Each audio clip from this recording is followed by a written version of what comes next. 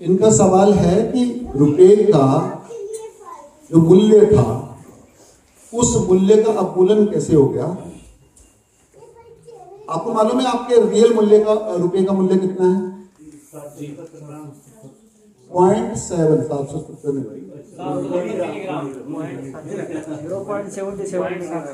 0.7 milligram सोना और 11.34 ग्राम तोला चांदी। उसका आज मार्केट मूल्य कितना है? अगर हम केवल उसको चांदी में तोले तो कितना बनता है? 1200। अभी मैं क्या क्योंकि चांदी का मूल्य बढ़ रहा है ना लगातार, तो असल में वास्तविक व्यवस्था में अगर देखें तो हमारा जो धन है वो बढ़ रहा है, उसका मूल्य बढ़ रहा है या कम हो रहा है? हमारे वास्तविक धन का। अगर हम अपनी भारतीय व्यवस्था में जाने, क्योंकि भारतीय व्यवस्था में रुपए का मतलब है 11.64 ग्राम चांदी, और वो रुपया चाहे हम उसको छुए या ना छुए, चाहे हम उसको इस्तेमाल करें या ना करें, उसका जो मूल्य है वो पड़े बढ़ रहा है या कम हो रहा है? तो हमारी समृद्धि उस व्यवस्था में बढ़ रही है या कम हो रही है? बढ़ रही है। तो हमारी व्यवस्था में तो हम बैठे बैठे ऐसी व्यवस्था बनाई है कि बैठे बैठे आप समृद्ध होते चले जाओ, राइट? उसका इन्फ्लेशन से आपको फायदा होता है या नुकसान होता है? फायदा होता है, पर परंतु होता है ना, परंतु वास्तविक में जब हमने चांदी की जगह इसको बिठा दिया, रुपया बना के कागज को बिठा दिया, वो बैठे बैठे उसका मूल्य बढ़ता है या कम होता है? उसकी परचेसिंग पावर, उसकी क्रेडिबिलिटी, उसकी मात्रा बढ़ती जाती है, परंतु मूल्य कम होते जाता है। चांदी का क्या होता है? मात्रा भले कम हो परंतु मूल्य बढ़ता जाता है। इसलिए आपकी समृद्धि हमेशा के लिए बढ़ेगी और सुनिश्चित रहेगी, वो कभी कम नहीं होगी। तो हमारे महापुरुषों ने ऐसी व्यवस्था बनाई है कि किसी का भी एक भी दबड़ी कम नहीं होनी चाहिए, उनके साथ कोई अन्याय कमी नहीं होनी चाहिए, राइट? उनका जो शुद्ध लाभ है, शुद्ध धन है, शुद्ध धन का मतलब होता है बढ़ोतरी, उसका मतलब कमी नहीं होता, और वो व्यवस्था बनाई थी, राइट? हमारा दूसरा धन है साहब, सभी लोग कितने किसान हैं यहाँ पे? अब ये क्रांति किसानों के बिना कोई नहीं कर सकता। हम जैसे शहर में रहने वाले तो कभी नहीं कर सकते, ठीक है? ब्राह्मण तो क्रांतियां नहीं हो गया, ओके? चाहे पुराने ब्राह्मण हो चाहे नवे, डिग्री वाले सारे ब्राह्मण, उनसे क्रांति नहीं होगी, क्रांति किसान से होगी। किसान की व्यवस्था है। क्या किसान की जमीन पैदावार को कम करती है, बढ़ाती है? यस और नो? एक दाना हमेशा 1000 लाख करोड़ दानों की व्यवस्था पैदा करता है, राइट? बढ़ोतरी की व्यवस्था है।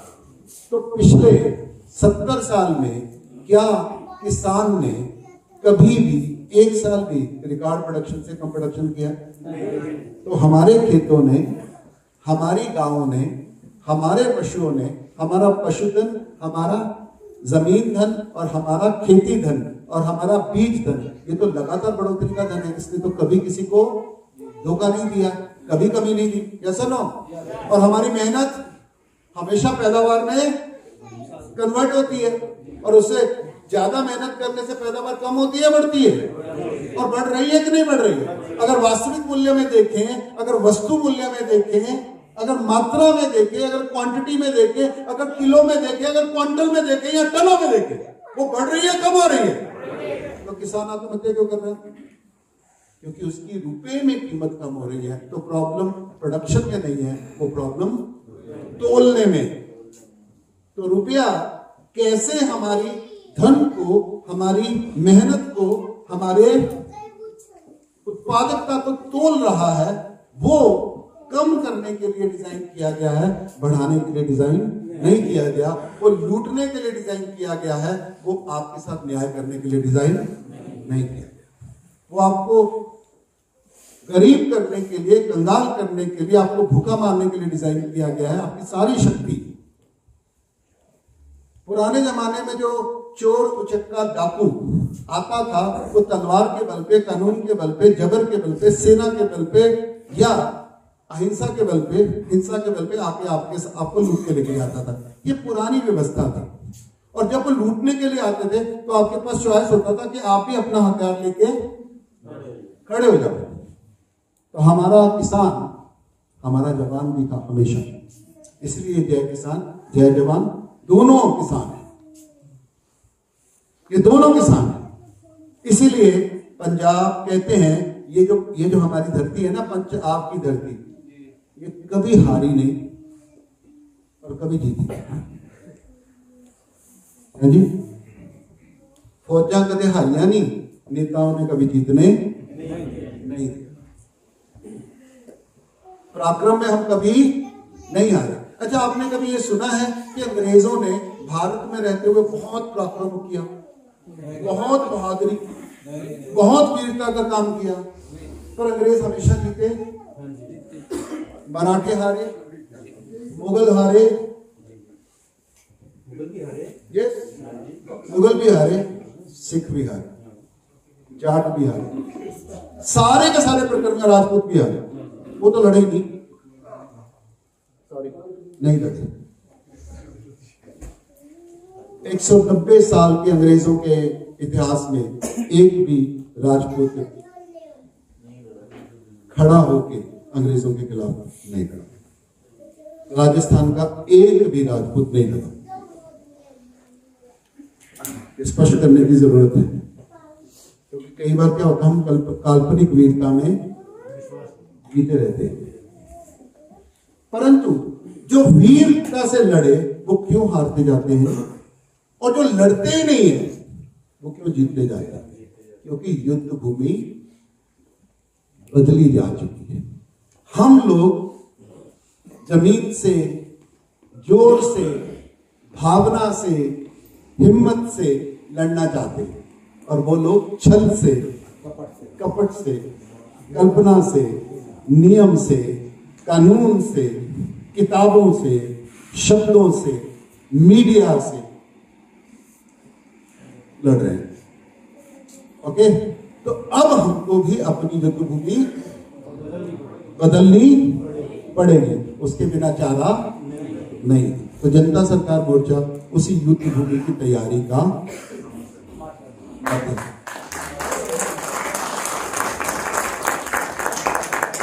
तो इनके हमारे रुपए का मूल्य कैसे स्थापित होगा? रुपए का अपना कोई मूल्य ना कभी था, ना है, ना कभी होगा। रुपए का वही मूल्य होता है समाज उसको जो मूल्य दे देता है, मान लेता है। हमने रुपए को, जब हमने सोने को रुपया माना था तो सोना रुपया की तरह चल रहा था, जो हम सबका फायदा, सबका लाभ दे रहा था। और जब हमने कागज को रुपया मान लिया तो हम सबको कंगाल कर रहा है।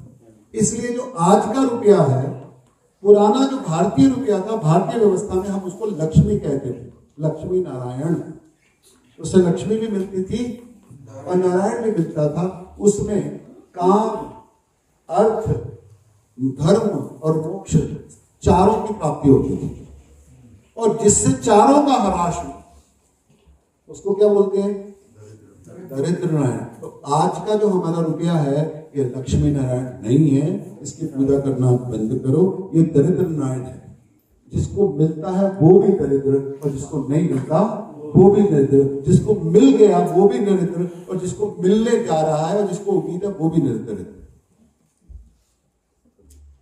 तो ये जो दरिद्रता है उससे मुक्त होने के लिए हमको इस रुपये से की बजाय अपना वास्तविक मूल्य जो लक्ष्मी नारायण है, जो धन है, असली धन की तरफ मुड़ना पड़ेगा, और उस धन को फिर से अपने व्यवस्था के रूप में स्थापित करना पड़ेगा।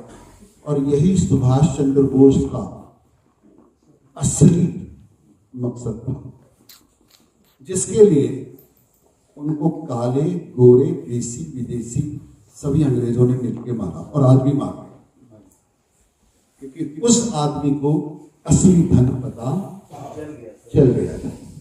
असली बैंकिंग क्या है, असली रुपया क्या है, असली व्यवस्था क्या है, वो उसको माना कहता था। इसलिए जब उसने कहा, सुभाष चंद्र बोस ने आजाद हिंद फौज ही नहीं बनाई, उसने आजाद हिंद बैंक भी बनाया और आजाद हिंद करेंसी भी बनाई। और उस करेंसी में 1 रुपए का मतलब था 11.64 ग्राम चांदा।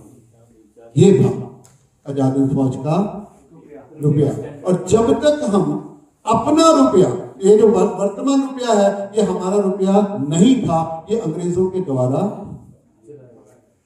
चांदी को पेपर में कन्वर्ट किया हुआ टोकन है।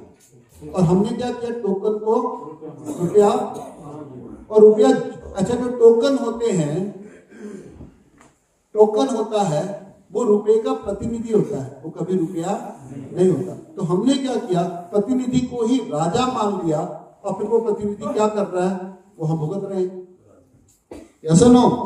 उसी तरह से वही प्रतिनिधि को हमने धन मान लिया और वो हमारे साथ क्या कर रहा है, हम भुगत रहे हैं। तो हमें प्रतिनिधि को हटा के वास्तविक धन को फिर से स्थापित करना होगा। ओके, इसकी पूरी डिटेल कल के सेशन में आएगी, स्टेप बाय स्टेप। अभी मैं सिर्फ विषय खोल रहा हूं आपके बारे में, हमें कौन कौन से विषय के बारे में आने वाले 2-4 दिन में बात करने वाले, क्योंकि ये क्यों करना जरूरी है, क्योंकि कल आप जब खुद जाओगे ना, आप भारत के नहीं दुनिया के सबसे बड़े बुद्धिजीवी और कपटी लोगों के साथ आपका सामना होने वाला है, जिनके पास बहुत आंकड़े होंगे, बहुत ज्ञान होगा, बहुत इकोनॉमिक्स होगी, बहुत इंग्लिश होगी, बहुत बैंकिंग होगी, बहुत नियम होंगे, बहुत बैंकिंग होगी, बहुत धाराएं होंगी, बहुत इतिहास की जानकारी होगी, राइट। आपको सिर्फ 5 मिनट लगने चाहिए उनको जमीन पे लाने के लिए। ऐसी घटना परसों हुई मेरे साथ। मैं जिस कमरे में रह रहा था, तो हमारे साथ 2 बैंक के नेशनल लेवल के अधिकारी साथ में ठहरे हुए थे। मैंने कहा चलो आज हो ही जाए, आज हो ही जाए। मेरा टाइम पास हो रहा है, ठीक है, ये देख लो। मैंने शुरू किया और मैंने बैंक वालों को गालियां देनी शुरू की। आपको मालूम है गाली भी हथियार होता है, राइट। क्योंकि जब आपको टाइम ना हो ना बात करने का, जब आपको थोड़े में बात दूर तक लेके पहुंचानी हो, तो गाड़ी काम आती है और देवेंद्र जी दे लेते हैं।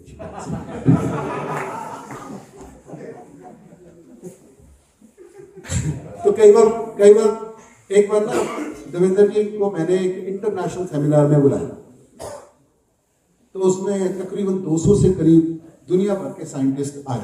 तो मैंने वहां देवेंद्र जी को पेरेंटिंग के साइंटिस्ट के तौर पे साबित किया। मैंने कहा पेरेंटिंग के जो विषय पे कोई काम नहीं कर रहा दुनिया में, ये अकेला साइंटिस्ट है जिसने उसके ऊपर काम किया है। तो चलो ये रखें। अब देवेंद्र जी ने अपनी बात रखी, उन्होंने कमाल की व्यवस्था रखी। उन्होंने कहा कि ये जो एजुकेशन सिस्टम है, ये आपके 99.99999 बच्चों को परमानेंटली फेलियर सर्टिफिकेट देने के लिए डिजाइन किया और उसके लिए आप उसको अपना तन मन धन खर्च करके भेजते हो। पर देवेंद्र जी ने जब ये बात कही, वो उन्होंने अपने लहजे में कही, जोश के साथ, पूरी फुल पावर के साथ। अब अचानक जैसे हुआ, मैं जैसे नीचे आया तो वहां का जो वाइस चांसलर बैठा था सिसोदिया यूनिवर्सिटी का, उदयपुर की सिसोदिया यूनिवर्सिटी का, इतना चिल्लाता क्यों है?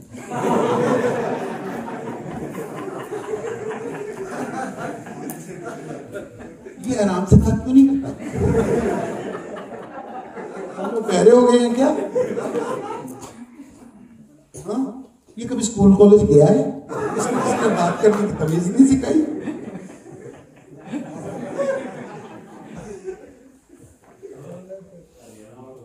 मैंने कहा उसने अपना काम कर दिया।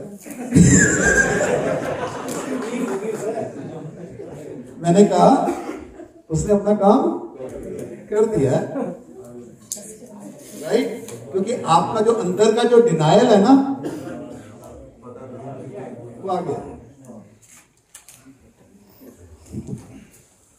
तो ये मैंने उनको बैंक वालों को तो गालियां दी और उन्होंने भी अपने आप को डिफेंड किया। हमने सारी जिंदगी ईमानदारी से काम किया है, आपको पता नहीं हमने कितने किसानों को, ठीक है, ऋण दिलवाया है, उससे उनको ट्रैक्टर मिला है, दूसरे को ट्रैक्टर मिला, उनके घर बने हैं, उनके बच्चों को एजुकेशन मिली है, उनमें समृद्धि आई है, उसमें ये आया है, उसमें ये आया है। और बोले बोले बोले, मैंने बोलने दिया क्योंकि शेयर तो दिया था मैंने कहा आने दो सारा कुछ। मैंने कहा अगर वो इतनी समृद्ध है तो 4 लाख किसान आत्महत्या क्यों कर रहे? तो 92% किसान कर्ज में क्यों है? फिर मैंने एक एक करके आंकड़े उनके सामने रखे और ये आंकड़ों की बात मत करो, बैंकिंग की बात करो। मैं क्या बैंकिंग आंकड़ों के बिना क्या होता है? तेरे पास कोई वास्तविक नोट है? तेरे अकाउंट में क्या है? तो मेरी लेजर में क्या है? आंकड़े ही है। ठीक है, banking is bloody accounting system. इसमें असली धन है ही नहीं, असली गुड सर्विस है ही नहीं, राइट? तो तुमको, फिर मैंने कहा कि तुमको बैंकिंग पता ही नहीं है। पहले उसको चैलेंज किया क्योंकि मेरे पास टाइम कम है, उड़ा दिया मैंने अच्छी तरह से, और वो भी चिल्लाए, मैं भी चिल्लाया, बाकी सारे भी आगे, ऐसे क्यों करना है? फिर इसने बोला कि आपको पता नहीं है संजीव शर्मा कौन है? ये इतने आईएएस ट्रेनिंग सेंटर का डायरेक्टर रहा है, इसके 300 आईपीएस ट्रेनिंग स्टूडेंट है, ये है वो है कहाँ है? किसी और ने कहा, मैंने उनको इशारा कर दिया, मैं कहा नेक्स्ट सेशन में पूरा हो जाएगा। तो नेक्स्ट सेशन में मैंने पलासी की लड़ाई शुरू की। फिर मैं सेठ अमीचंद को लेके आया, फिर मैं रुपए को लेके आया,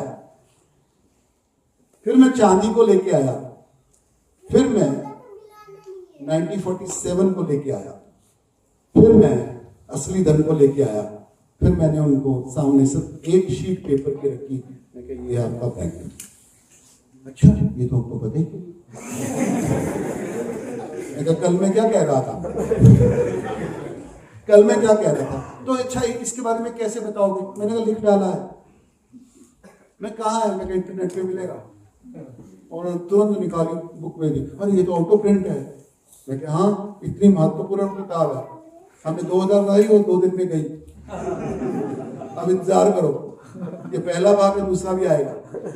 अब उसके बाद जितने बार भी वो मुझसे मिले, वो एक कॉपी चाहिए यार, वो कॉपी चाहिए। मैंने कहा इसमें बैंकिंग के सारे नियम, सारे कानून, सारे आंकड़े, सब कुछ है। तो आपको क्या करना है? अपने आप को इतना सक्षम बनाना है कि कोई लीगल भाषा में बात करे, कोई हेल्थ की भाषा में बात करे, कोई विज्ञान की भाषा में बात करे, कोई धन की भाषा में बात करे, कोई राजनीति की भाषा में बात करे, कोई जियोपॉलिटिक्स में बात करे, और कोई व्यवस्था की या सनातन की बात करे। हमारे पास सारी वोकैबुलरी होनी चाहिए। आपको पता होना चाहिए वैदिक व्यवस्था क्या है, हिंदू व्यवस्था क्या है, सनातन व्यवस्था क्या है, भारतीय व्यवस्था क्या है, और मानवीय प्राकृतिक व्यवस्था क्या है। हमको क्या कहना है? जो मानवीय थी, प्रकृति थी, वही सनातन था, वही हिंदू है और वही भारतीय है।